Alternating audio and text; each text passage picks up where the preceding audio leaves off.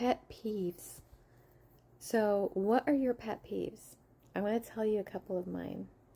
First off, the dishwasher has to be loaded a certain way. There's a certain process that you go through to load the dishwasher. The cups and anything plastic goes on top, as well as the large utensils. They go on top, and the knives, big knives, they go on top. The bottom is the plates, the bowls, a pot, a pan. That's what goes on the bottom. In the basket for the utensils, you separate forks, knives, spoons, utensils, and sharp knives. They all go in their own little respective baskets.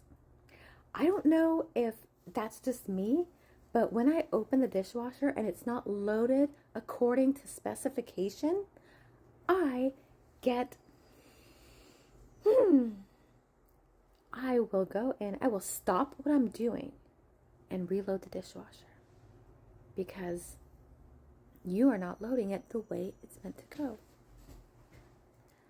Same thing goes along with boxed bakery goods like muffins, brownies, cookies, things like that.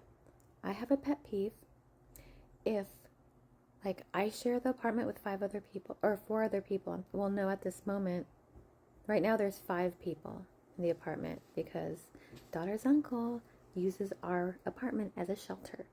Anyway, pet peeve, open the box of baked goods, take one out.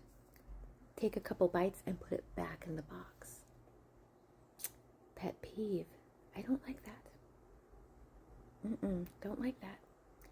If you don't want a whole baked good, take a slice out of it, break a piece off, slice it, whatever, and leave the rest. Don't take a bite out of it and leave it in the box. Don't do that. Pet peeve.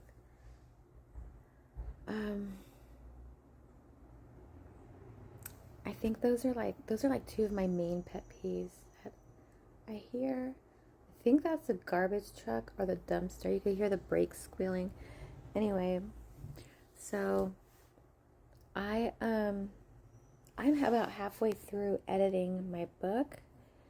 And I find that I'm not just doing a structural edit, I'm doing a developmental edit at the same time. I find myself changing things left and right. I found a big old plot hole I had to fill in. I had to change this whole, at least 2 or 3 paragraphs I had to change. Because after reading it, I'm like, okay, I'll tell you about the plot hole. So,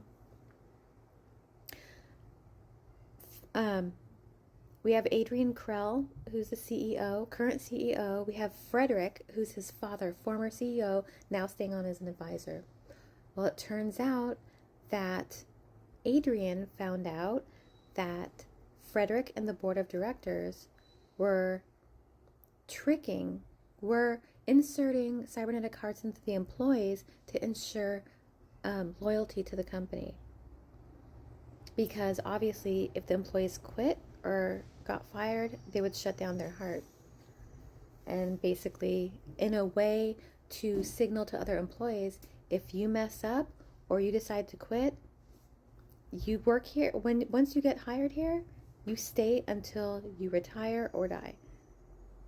That is how it all works, right? So initially, it was that the employees would get hired, get knocked out, and a cybernetic heart was implanted in place of the regular heart. And they didn't know about it. However, the plot hole, if you might pinpoint the plot hole already, but these employees wake up with a scar in their chest, wondering why it's there, right? And I didn't explain that. I didn't fill in that plot hole, right?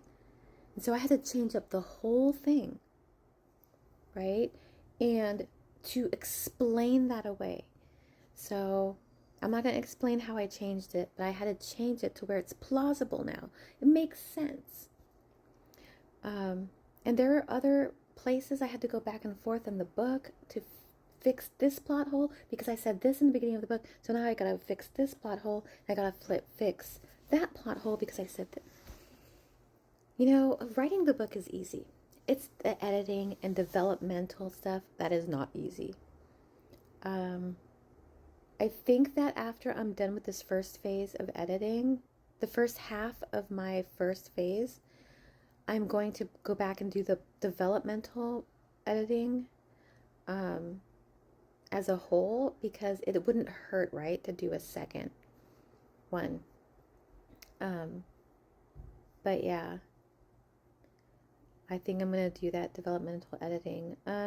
Oh, so get this. I was doing research for how much it was going to cost me to get the book published. Initially, I said it was $150. No, it's $100 now.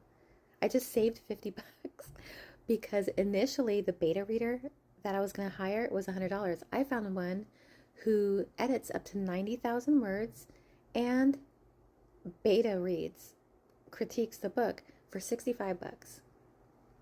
Plus 35 bucks for a artist, so I could get this book published for like $100 or less than $100. I can't math right now. I'm not good at math. So 65 plus 35 is like $100. I don't know. But yeah. So I'm really excited about that. Yeah. So I'm really excited about that. For $100, I could get this published. So, obviously, I'm not ready for the beta reader yet. It's probably going to be maybe a week or two. And if I'm able to raise that money within the next couple of weeks, I'll be able to get it to a publisher. If not, I'm going to put it on the back burner until I get the money and then start on the second book of my series. I have the rest of the other 3 books that are coming. It's all right here. It's waiting to come out. So I don't have to sit around and think about anything. It's just going to pour out of me. So anyway, that's kind of the update I wanted to give you guys. I'm really excited about this book. I'm really excited about where it's going. But thanks for watching, and I'll keep you updated.